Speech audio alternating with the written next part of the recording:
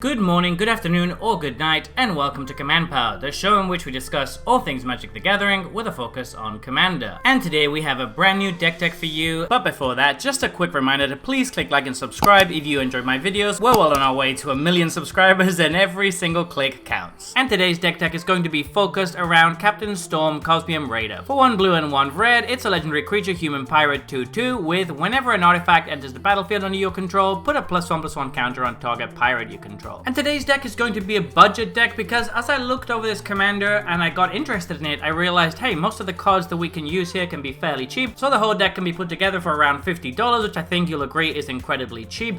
And she's a very interesting commander in all fairness. You can kind of go a bunch of different routes. We've mostly chosen to go the treasure route here because that works well with pirates as well, and we have the makings of a nice aggressive Is It pirate deck. So without further ado, let's go over the list. We're starting off with Academy Manufacture. This is going to be very good in a deck like this. Since Captain Storm is going to trigger whenever an artifact comes into play, this just gives us an additional 2 artifacts every time we make a treasure, not to mention that Academy Manufacture itself is an artifact. Amphib Mutineer works very nicely as removal that we can cast again from the graveyard. Anger's Marauder is one of our best finishers. We can drop it and suddenly double all of our damage. Breach's Brazen Plunderer is a really good way to steal cards from our opponents and get some virtual card advantage. Breach's Eager Pillager is going to trigger a lot in this deck, so we should reliably get all 3 triggers off of this, but we mostly want the treasure one because it synergizes with our commander. Burdened Aerialist is a really powerful effect in the deck because we want creatures with evasion, and this effectively has evasion whenever we get rid of one of our treasures. Captain Lannery Storm is going to be really big, and if we can manage to grant it evasion in some way, then it's going to be a big problem for our opponents, but we can just also buff it with our commander, which means that she's going to be difficult to kill. Captain Ripley Vance is very solid. We are a very low to the ground deck, so we should be casting a lot of spells, and we can also put the counters from our commander onto Ripley Vance, so then we can suddenly deal so much damage to our opponents. Coastline Marauder should be fairly big early on, and then late game we can use its Encore ability to get a little bit of extra damage through. Coercive Recruiter is very nice because it provides multiple threaten effects in this deck. Corsair Captain is going to be a nice little buff for all of our team that comes in with a treasure attack, so it works perfectly. Cutthroat Negotiator should be giving us a lot of treasures and drawing us some cards. It fits really nicely in this deck, particularly since it's also a pirate. Doggo the Shipwrecker is really cool. We should be able to drop this for fairly cheap, and since it has trample, it represents a lot of damage. Departed Deckhand is going to be unblockable most of the time, which means it's great for carrying the counters from our commander, and we can also just make other creatures unblockable on demand. Direfleet Daredevil is very similar to a Snapcaster Mage, but for our opponent, and it's really nice that it's also a pirate. Emberwild Captain makes it difficult for your opponents to attack you as long as you're the Monarch, and it should be easy to keep the monarchy with all the attacking we're going to be doing in this deck. Fathomfleet Swordjack works so nicely in this deck because we're going to be making so many treasures, and the fact that we can encore it out late game for a ton of damage is really powerful. Gemcutter Buccaneer is one of the best cards in the deck. It makes all of our treasures pretty useful and also provides us treasures whenever we make a pirate, so this just synergizes super well with everything our commander is doing. Impulsive Pilferer is great early on, and we don't mind it dying, and then we can just encore it back for fairly cheap to get 3 more treasures. Ingenious Artillerist is one of the ways we finish the game. We're making a ton of treasures in this deck, so this is going to deal a lot of damage. Junkwinder is going to be an absolute threat for our opponents. Once we get this down, they basically have to remove it because otherwise we just keep tapping their stuff down and they can never block us. Kitesail Larcenist is a card that I was very impressed with in Ixalan Limited, and I'm looking forward to trying it out in Commander. It carries the counters from our commander fairly well. Lightning Rig Crew is another of our finishers of choice. This can deal a surprising amount of damage in this deck with all of the pirates we're running. Malcolm Alluring Scoundrel is a card that I'm looking forward to try out from the new set.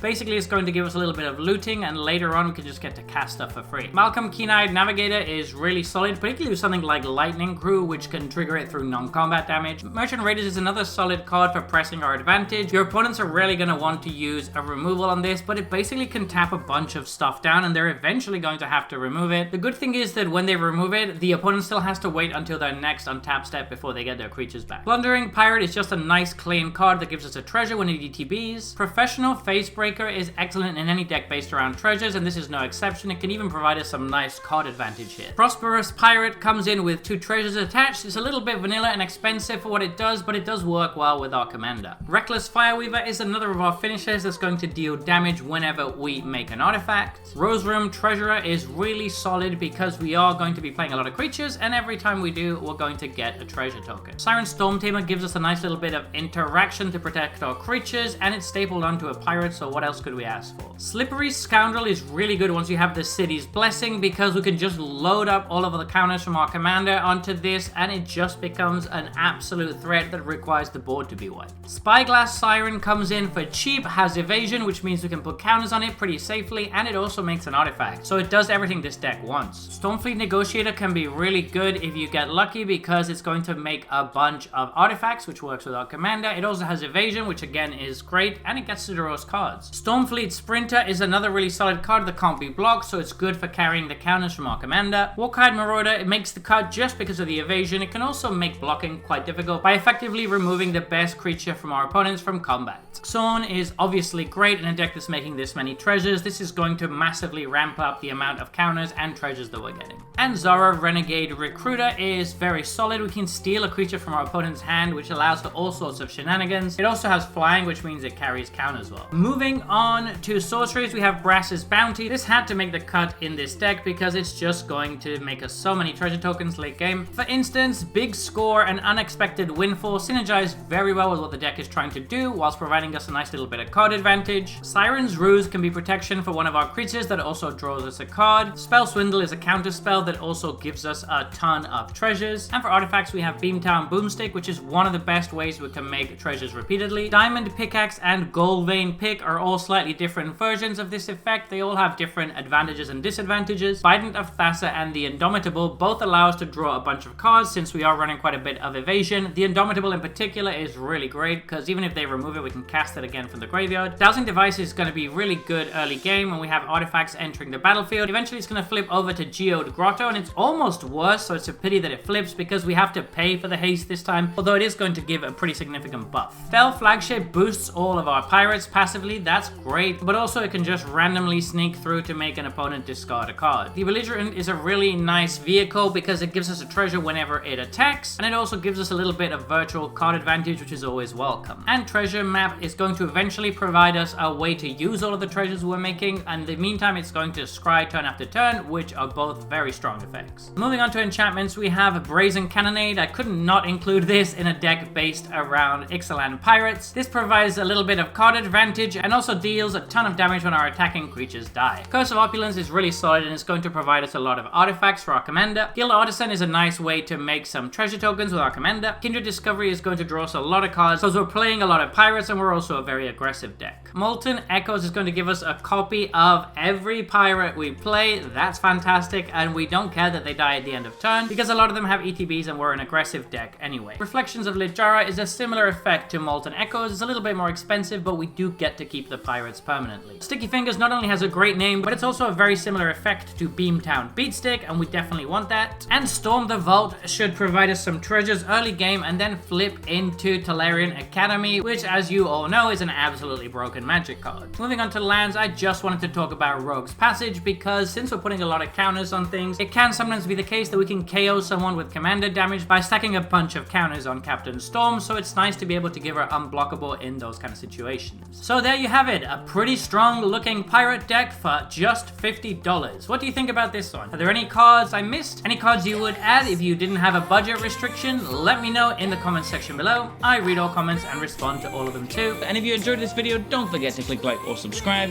It really helps the channel. And until next time, take care.